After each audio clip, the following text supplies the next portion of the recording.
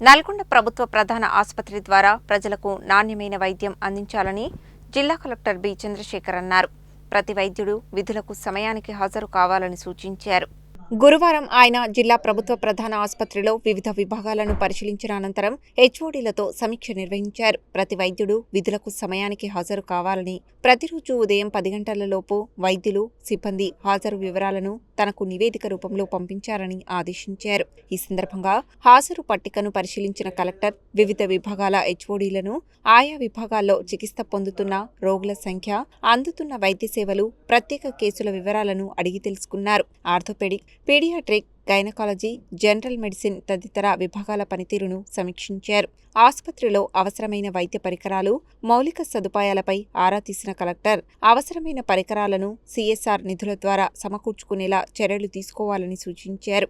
అలాగే పిహెచ్సిలు, సబ్ సెంటర్లకు అవసరమైన నిధులు కేటాయించి ప్రజలకు మెరుగైన వైద్య సేవలు అందించాలని ఆదేశించారు. ప్రజలకు నాణ్యమైన వైద్య సేవలు అందేలా ప్రతి వైద్యుడు బాధ్యతతో పనిచేయాలని అన్నారు. ఈ సమావేశంలో మెడికల్ కళాశాల ప్రిన్సిపల్ సత్యనారాయణ, ప్రభుత్వ డాక్టర్లు, డాక్టర్ నాగేష్, వివిధ విభాగాల హెచ్ఓడీలు పాల్గొన్నారు.